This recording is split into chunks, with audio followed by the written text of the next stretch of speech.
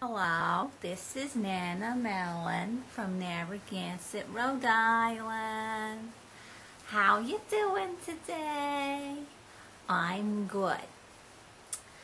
Well, let me tell you something, and I bet you dollars to donuts you never knew nothing about this. Well, me and Foxy, every now and then, she's a real good organizer, and I'm a real good cleaner. So we switch off on our apartments. I will come over here and clean her apartment for her, and then she goes over my place and Rainy's, which is now, we're sharing, we're roomies, me and Rainy. Anyway, she goes over there and organizes for us, because Rainy's an even worse organizer than I am. Well, anyway, so while I was cleaning, I found these couple of pictures that I'm sure Foxy never said nothing to nobody. So I'm going to do it. I'm going to be Mrs. Budinsky today, and I'm going to show you these. That is Barry Gibb with Foxy, and Morris Gibb with Foxy, the upper one. Yeah, the Bee Gees. Foxy met the Bee Gees. And nobody never knows nothing about it, right? Yeah.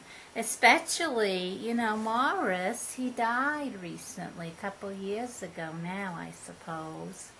Very sad. And I showed these to Rennie Mae.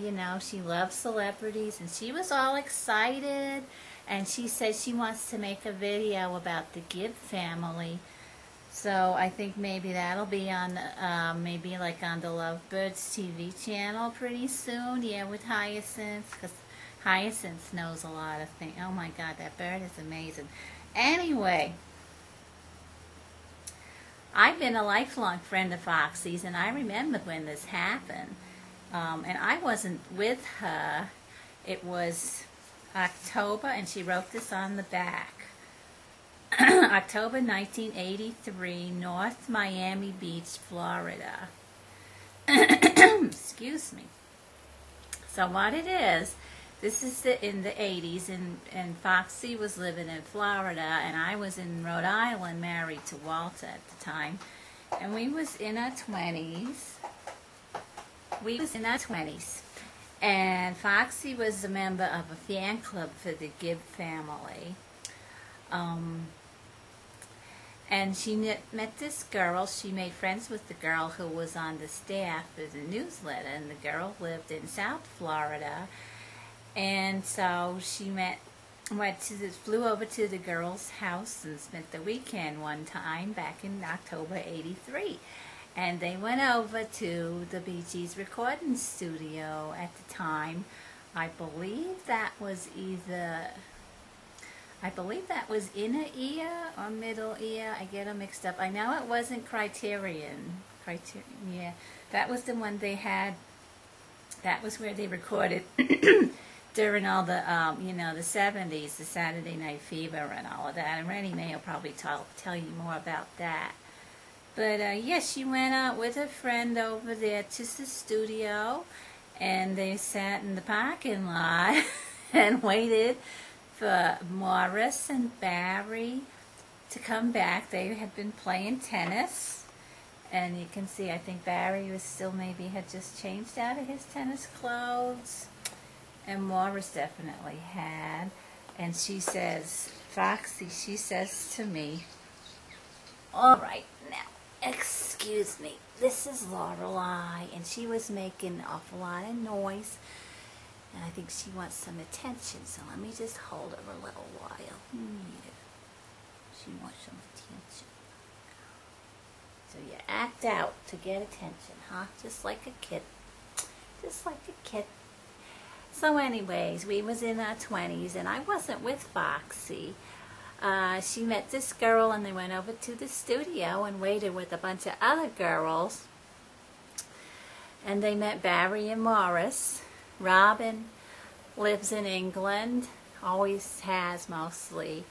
And at that point, 83, Andy died in 88. So Andy was alive, but he had already moved to LA.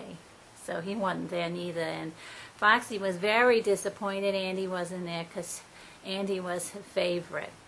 So, yeah. So, yes, she met him, and I think that's real exciting. And she just never really says, oh, she told me, I remember she says, Morris was wearing too much cologne. Probably from the sweating from the, from playing tennis. But I just think that's a fascinating little story, and I just wanted to pass that along. This putty cat is very agitated today.